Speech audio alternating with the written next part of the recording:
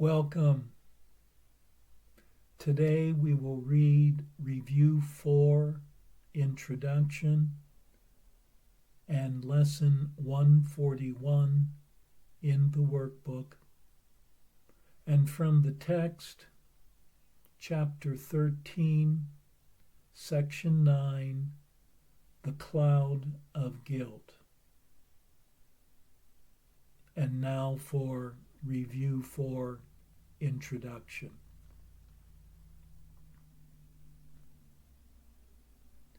Now we review again, this time aware we are preparing for the second part of learning how the truth can be applied.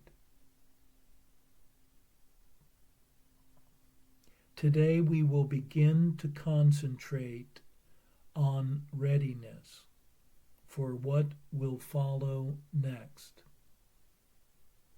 Such is our aim for this review and for the lessons following.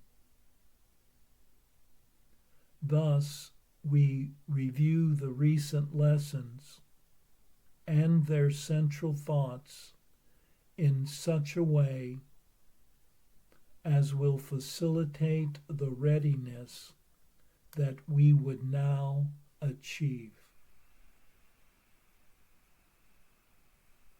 There is a central theme that unifies each step in the review we undertake, which can be simply stated in these words. My mind holds only what I think with God. That is a fact and represents the truth of what you are and what your Father is. It is this thought by which the Father gave creation to the Son, establishing the Son as co-creator with himself. It is this thought that fully guarantees salvation to the Son. For in his mind no thoughts can dwell but those his Father shares. Lack of forgiveness blocks this thought from his awareness. Yet it is forever true.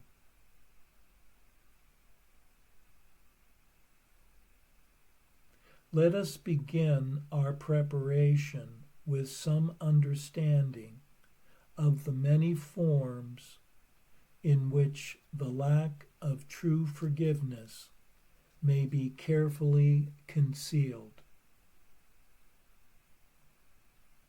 Because they are illusions, they are not perceived to be but what they are. Defenses that protect your unforgiving thoughts from being seen and recognized. Their purpose is to show you something else and hold correction off through self-deceptions made to take its place. And yet your mind holds only what you think with God. Your self-deceptions cannot take the place of truth. No more than can a child who throws a stick into the ocean change the coming and the going of the tides, the warming of the water by the sun, the silver of the moon on it by night. So do we start each practice period in this review, with readying our minds to understand the lessons that we read and see the meaning that they offer us.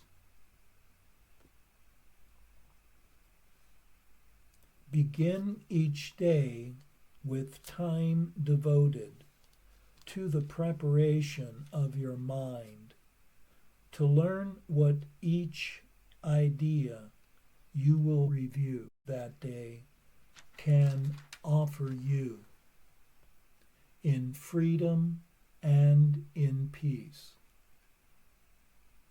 Open your mind and clear it of all thoughts that would deceive, and let this thought alone engage it fully and remove the rest. My mind holds only what I think with God. 5 minutes with this thought will be enough to set the day along the lines which God appointed, and to place his mind in charge of all the thoughts you will receive that day. They will not come from you alone, for they will all be shared with him. And so each one will bring the message of his love to you, returning messages of yours to him. So will communion with the Lord of hosts be yours, as he himself has willed it be. And as his own completion joins with him, so will he join with you, who are complete as you unite with him, and he with you.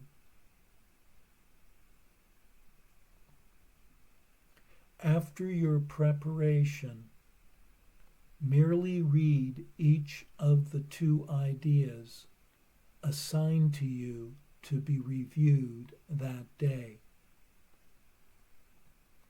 Then close your eyes and say them slowly to yourself.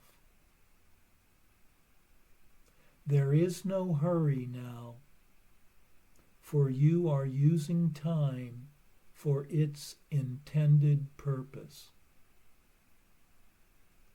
Let each word shine with the meaning God has given it, as it was given to you through his voice.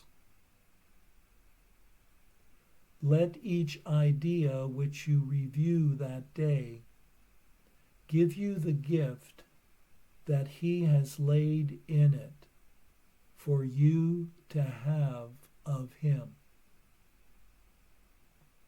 And we will use no format for our practicing but this.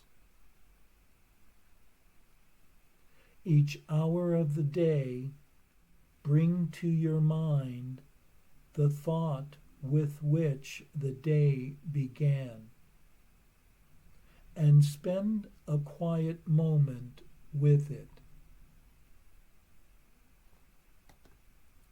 Then repeat the 2 ideas you practice for the day unhurriedly, with time enough to see the gifts that they contain for you, and let them be received where they were meant to be.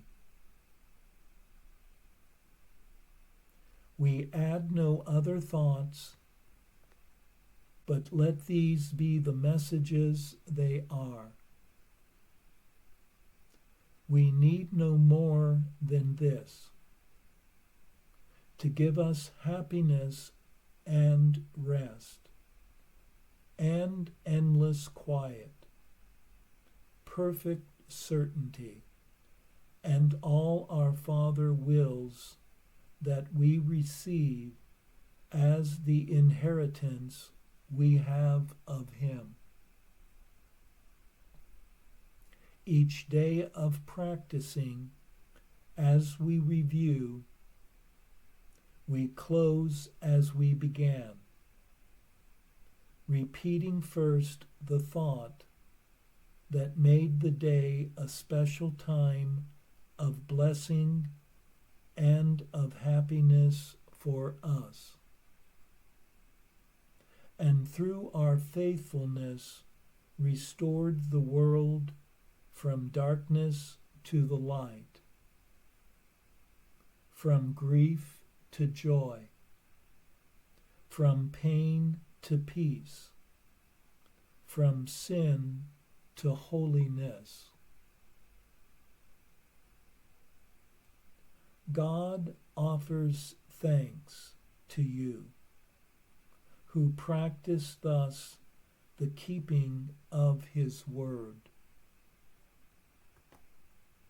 And as you give your mind to the ideas for the day, again before you sleep, His gratitude surrounds you in the peace wherein He wills you be forever,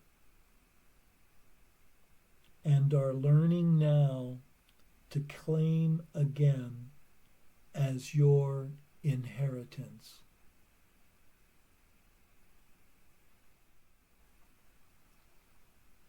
Lesson 141. My mind holds only what I think with God.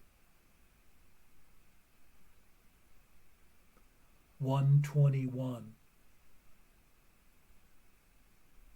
Forgiveness is the key to happiness.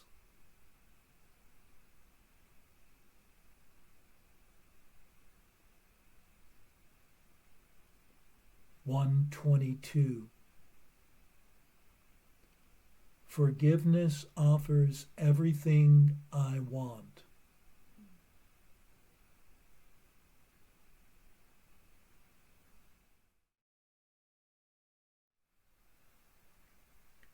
'In this introduction, we are told that the purpose of this review section is for the preparation to get ready for future lessons.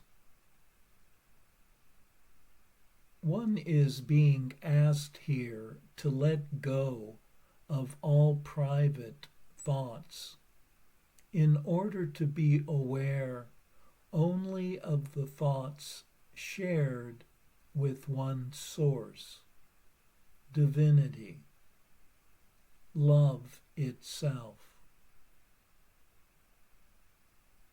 With this intent is revealed the truth of what one is. Knowing that any thoughts of attack or non-forgiveness blocks this awareness. In the daily practice periods, one is asked to sit for 5 minutes in stillness with the thought, my mind holds only what I think with God. And then to repeat the two review ideas of the day. Allowing one's awareness to open to the inner gifts of happiness and rest, endless quiet, and perfect certainty.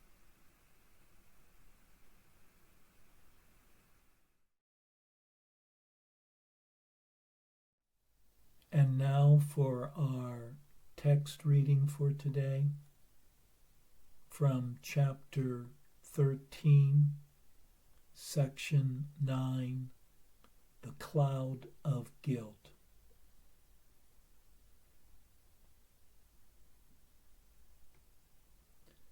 Guilt remains the only thing that hides the Father. For guilt is the attack upon his Son.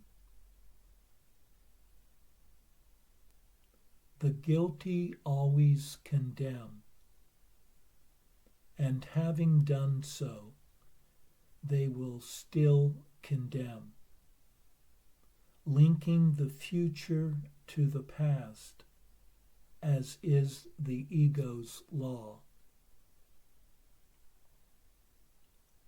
Fidelity to this law lets no light in, for it demands fidelity to darkness and forbids awakening.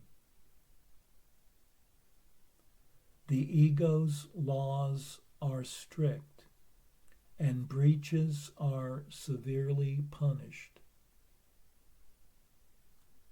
Therefore, give no obedience to its laws, for they are laws of punishment. And those who follow them believe that they are guilty, and so they must condemn. Between the future and the past, the laws of God must intervene if you would free yourself. Atonement stands between them like a lamp shining so brightly that the chain of darkness in which you bound yourself will disappear. Release from guilt is the ego's whole undoing. Make no one fearful, for his guilt is yours, and by obeying the ego's harsh commandments, you bring its condemnation on yourself, and you will not escape the punishment it offers those who obey it. The ego rewards fidelity to it with pain, for faith in it is pain. And faith can be rewarded only in terms of the belief in which the faith was placed. Faith makes the power of belief, and where it is invested determines its reward. For faith is always given what is treasured, and what is treasured is returned to you.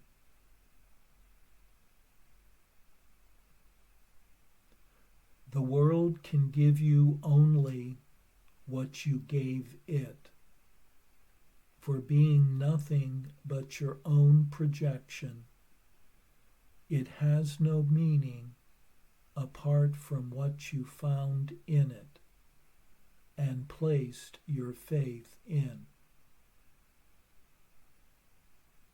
Be faithful unto darkness, and you will not see, because your faith will be rewarded as you gave it. You will accept your treasure, and if you place your faith in the past, the future will be like it. Whatever you hold dear, you think is yours. The power of your valuing will make it so.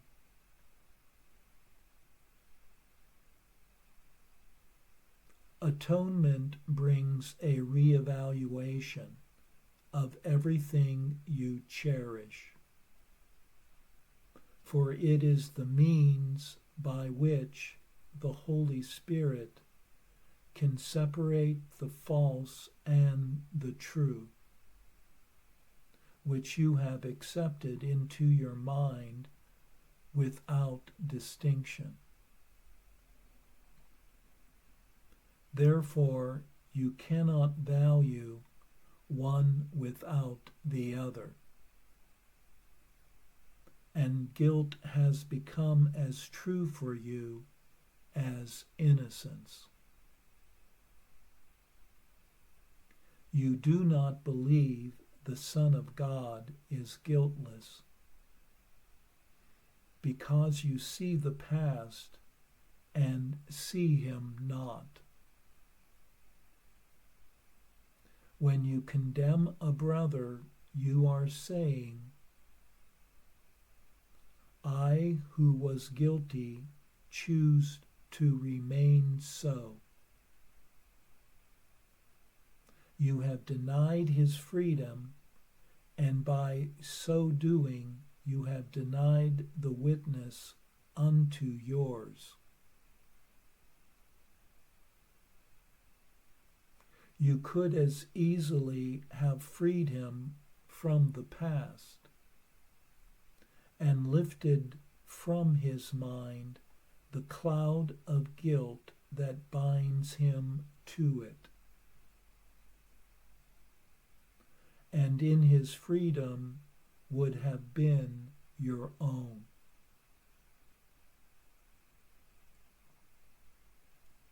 Lay not his guilt upon him,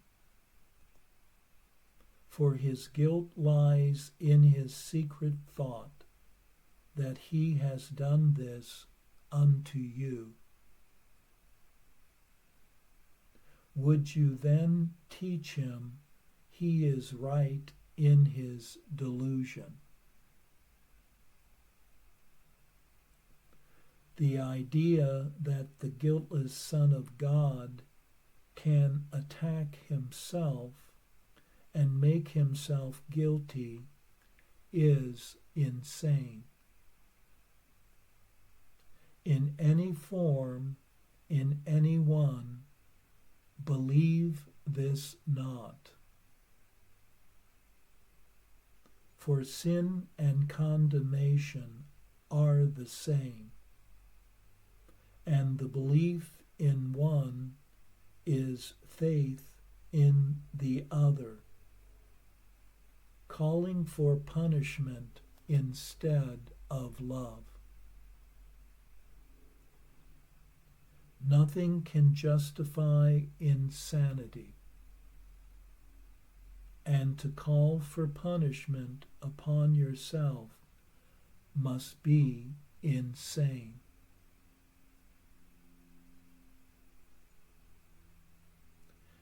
See no one then as guilty, and you will affirm the truth of guiltlessness unto yourself. In every condemnation that you offer the Son of God, lies the conviction of your own guilt.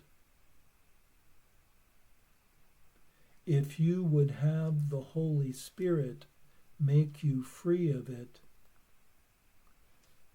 accept his offer of atonement for all your brothers. For so you learn that it is true for you.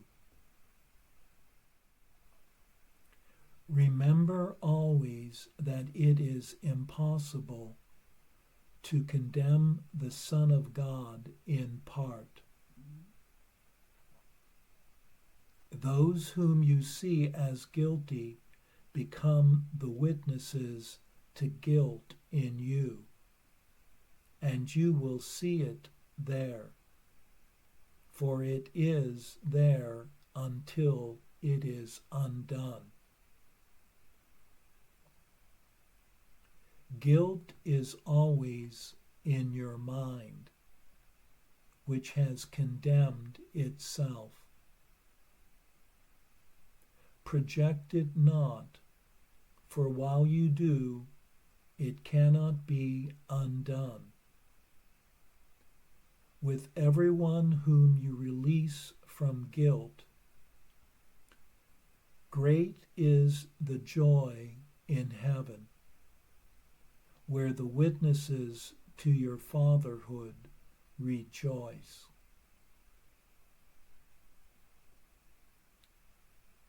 Guilt makes you blind, for while you see one spot of guilt within you, you will not see the light. And by projecting it, the world seems dark and shrouded in your guilt. You throw a dark veil over it and cannot see it because you cannot look within.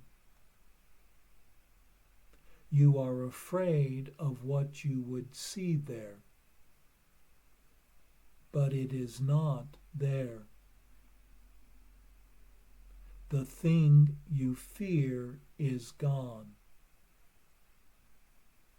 If you would look within, you would see only the atonement, shining in quiet and in peace, upon the altar to your Father.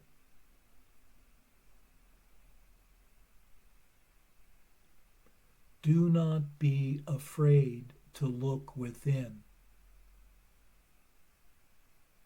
The ego tells you all is black with guilt within you and bids you not to look.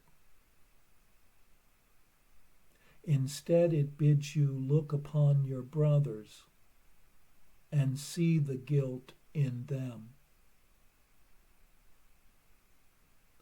Yet this you cannot do without remaining blind. For those who see their brothers in the dark and guilty in the dark, in which they shroud them, are too afraid to look upon the light within. Within you is not what you believe is there and what you put your faith in.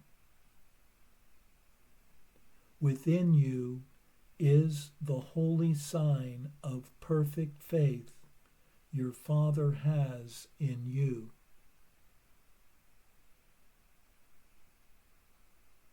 He does not value you as you do. He knows himself and knows the truth in you. He knows there is no difference, for he knows not of differences. Can you see guilt where God knows there is perfect innocence? You can deny his knowledge, but you cannot change it. Look then upon the light he placed within you, and learn that what you feared was there has been replaced with love.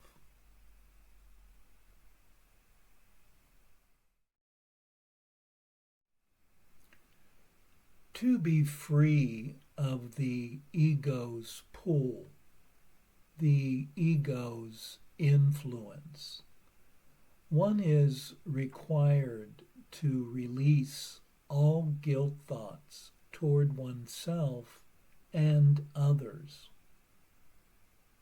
Guilt sustains the ego's existence, and without it, it is undone. For guilt conceals one's eternal nature and is an attack on the truth of what one is. It always condemns, and it condemns oneself as being unholy and unworthy. Guilt is only in one's mind, thus seeing it in others, but condemns oneself. Guilt makes one blind within oneself, as it makes one too fearful to look inside to find it. Be not afraid to look within, for it is only here that one's wholeness and innocence is revealed.